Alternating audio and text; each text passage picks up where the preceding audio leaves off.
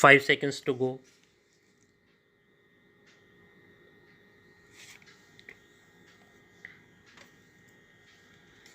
Start. Recently, Aditya L1 was successfully put into the Hello orbit. We began the new year with the launch of our first X-ray polarimeter satellite called ExpoSat, which will study space mysteries like black holes.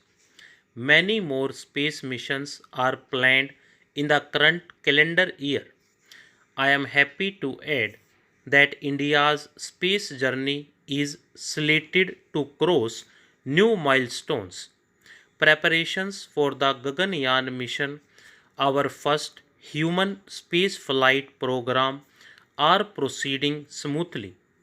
We have always been proud of our scientists and technology experts, but now they are aiming far higher than before and delivering too. India's space program is aimed at expanding and deepening the role of science and technology for the benefit of the entire humanity. The amount of enthusiasm we see in the country for the ISRO's initiatives is heartening. New achievements in this area have fired the imagination of the young generation. More children, I am sure, will become interested in science and cultivate a scientific temper. It will also inspire more youngsters, especially young women, to pursue careers in science and technology. My dear fellow citizens, India is moving ahead with confidence which comes from and is also reflected by the robust health of the economy. Our GDP growth rate has remained the highest among major economies in recent years, and we have all reasons to believe that this extraordinary performance will continue in the year 2024 and beyond.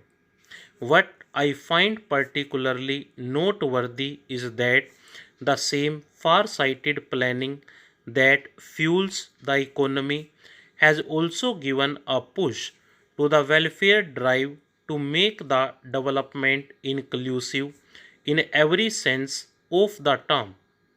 The government had increased the scope of schemes to provide free food to the weaker sections of society during the pandemic days. These measures were later continued to extend a helping hand to the vulnerable population to come out of that crisis. Expanding the scope of that initiative, the government has decided to provide free food grains to over 81 crore people for 5 years. This may be the biggest welfare initiative of its kind in history. Moreover, there have been a number of mission mode schemes to increase the ease of living for all citizens. From the availability of safe and adequate drinking water at home to the security of having one's own home, these are basic minimum requirements, not privileges. These matters are beyond any political or economic ideology and must be seen from a humanitarian perspective. The government has not only expanded and enhanced the welfare schemes, but it has also redefined the idea of welfare itself. It will be a proud day for us all when India becomes one of those few countries where homelessness is a rarity. Similarly, the national education policy gives adequate thrust to bridge the digital divide and create a uniform educational structure for the benefit of the underprivileged students. The expanding insurance cover of the Ayushman Bharat scheme aims to bring together all beneficiaries under its umbrella and provides a great reassurance to the poor and the vulnerable. Our sportspersons have raised India's profile on the international stage. In the Asian Games held last year, we made history with a record breaking tally of 107 medals and we won 111 medals in Asian Para Games. We are glad to see that women are making very impressive contribution to our medal tally. Our sports stars have inspired children to take up diverse sports and games, helping them boost their self confidence. I am sure that our sports persons who are infused with this new confidence will deliver an improved performance in the upcoming Paris Olympics. Dear fellow citizens, in recent times, many conflicts have emerged around the world and several parts of it have been suffering from violence. When each of the two conflicting sides believes that it is right and the other is wrong, the way out should be found in the light of reason. Unfortunately, instead of reason, fears and prejudices have fueled passions, leading to relentless violence. There have been a series of humanitarian tragedies on a large scale, and we feel aggrieved over the human suffering. In such times, we recall Lord Buddha's words.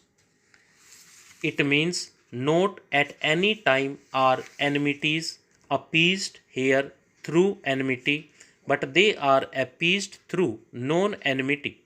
This is the eternal law. From Vardhaman Mahavir and Samrat Ashok to the father of the nation Mahatma Gandhi, India has time and again shown that non violence is not just an ideal that may be difficult to achieve, but it is a distinct possibility. In fact, it is a lived reality for many. Let us hope that the regions embroiled in conflicts will find a peaceful way to resolve conflicts and bring about peace. India's ancient wisdom can also help the world find a way out of the global environmental crisis. I am glad to see India at the forefront of promoting renewable sources of energy and taking a leadership position in global climate action. India has launched the Life Movement for adoption of environment conscious lifestyle. The global community has appreciated our country's emphasis on individual behavior change for dealing with the issues of climate change. People everywhere can and must contribute by bringing their lifestyle in tune with Mother Nature. That will not only help save the planet for the generations to come, but will also enhance the quality of life.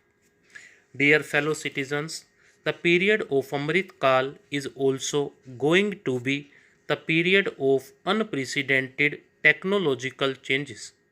Technological advances like artificial intelligence and machine learning have moved from headlines into our daily lives at a breathtaking speed.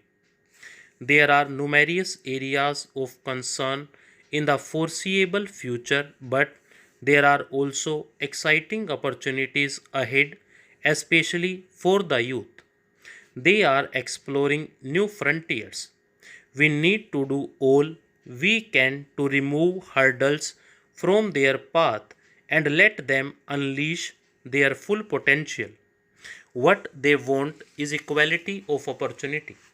What they want is not the same old rhetoric of equality, but the realization of our cherished ideal of equality. It is, after all, their confidence that is building the India of tomorrow. Moreover, the mind of the youth is shaped by teachers who are the real architects of the nation's future. I would also like to make a thankful mention of our farmers and laborers who toil silently and make a mighty contribution to creating a better future for the nation. On the eve of this auspicious occasion, India also gratefully salutes the members of our armed forces, police, and paramilitary forces, without whose valor and vigil we would not have scaled the great heights we have. Before I conclude, let me offer my greetings to the members of the judiciary and civil services. My Republic Day greetings to the officials of India's missions abroad and the diaspora community. Let us all dedicate ourselves to serve the nation and fellow citizens in every way we can.